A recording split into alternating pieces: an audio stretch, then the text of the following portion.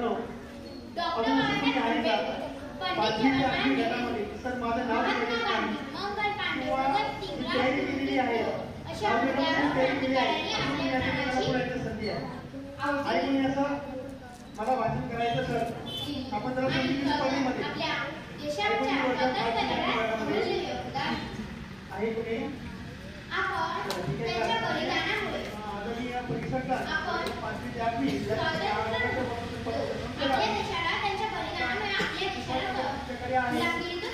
नवीन गावी या गटाचा